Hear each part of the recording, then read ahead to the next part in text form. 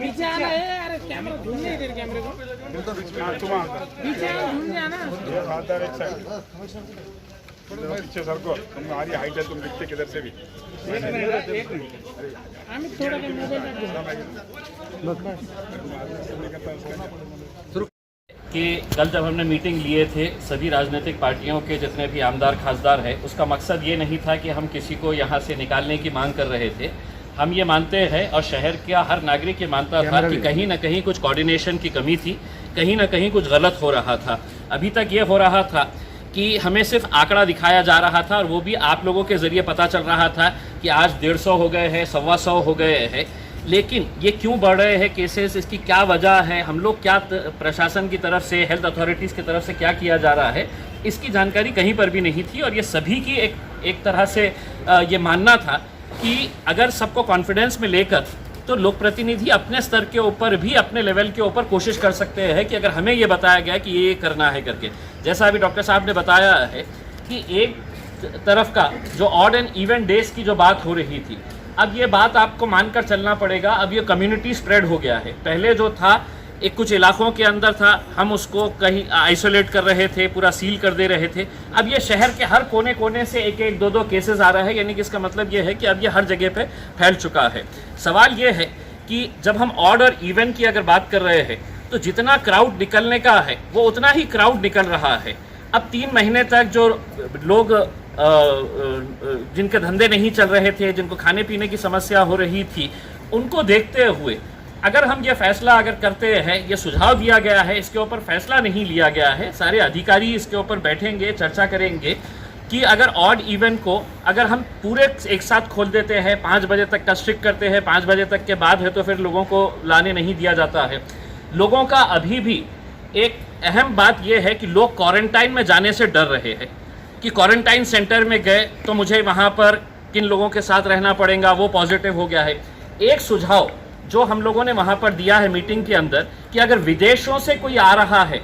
तो वो पॉजिटिव हो या निगेटिव हो, उसको आप अच्छी होटल्स प्रोवाइड कर रहे हैं। जैसा औरंगाबाद के अंदर कुछ होटल्स उन लोगों ने आइडेंटिफाई किए हैं, जो आ रहा है बंदा उसको वो पैसे देना पड़ रहा है, वो पैसे देकर वहाँ पर होटल के अंदर क्वारंटाइन हो रहा है। हमने कहा कि अगर मुझे मेरे परिवार को अगर कहीं पर क्वारंटाइन करने का है और मुझे इस बात का डर है कि मैं ये क्वारंटाइन सेंटर नहीं जाना चाहता हूँ, तो आप औरंगाबाद शहर के जो होटल्स हैं वो होटल्स को आप आइडेंटिफाई करिएगा और उसकी कैटेगरी रेट आप फिक्स कर दीजिएगा।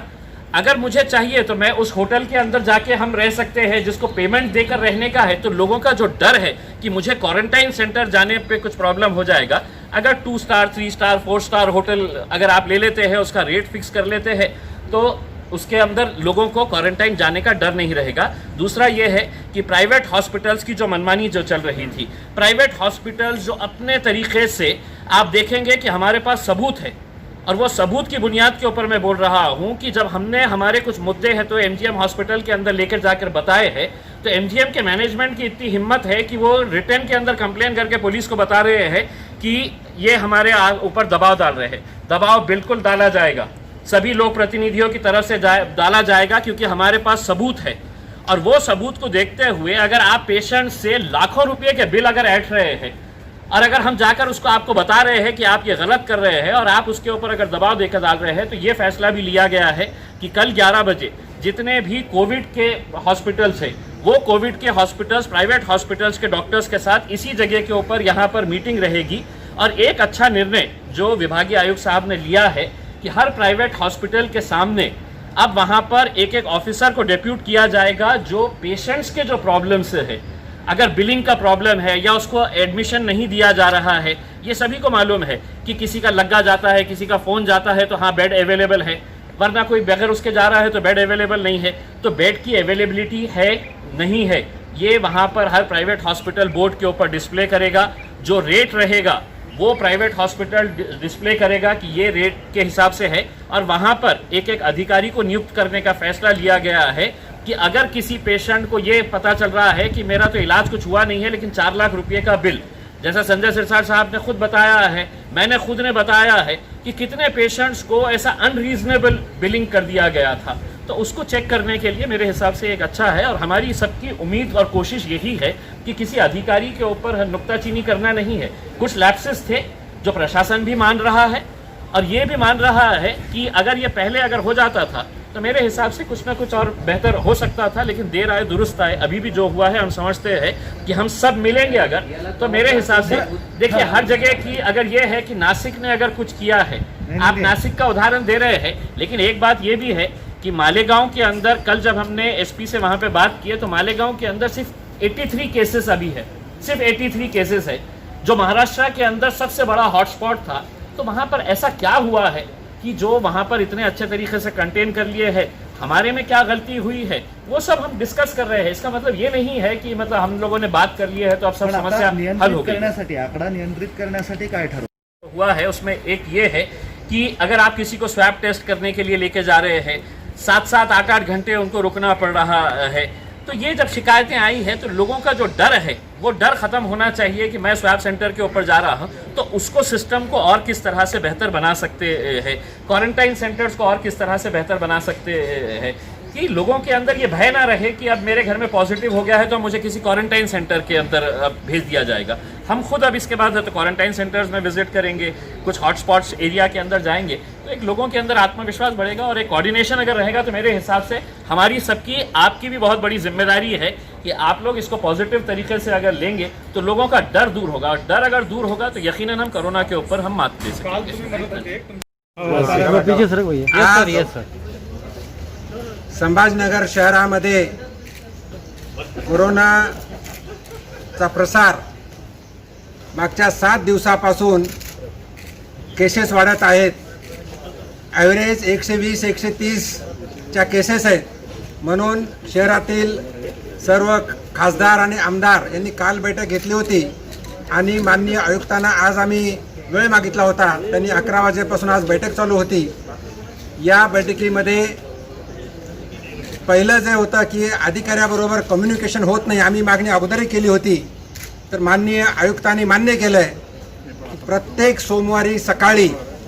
11 वाजता खासदार आमदार आणि आयुक्त आणि सर्व अधिकारी यांची बैठक आयुक्त कार्यालयामध्ये होईल। त्याचप्रमाणे या बैठकीमध्ये सर्व अधिकारी होते, जिल्हाधिकारी पालकमंत्री आल्यामुळे येऊ शकले नाहीत, पण उपजिल्हाधिकारी त्यांचे सर्व अधिकारी होते, महानगरपालिकेचे अधिकारी होते, डीन होत्या आणि यामध्ये अगदी स्वॅब टेस्टिंगपासून स्वॅब टेस्टिंगच्या अडचणी काय, स्वॅब टेस्टिंग किती केल्या पाहिजेत, स्वॅब टेस्टिंगला गेल्यानंतर त्या ठिकाणी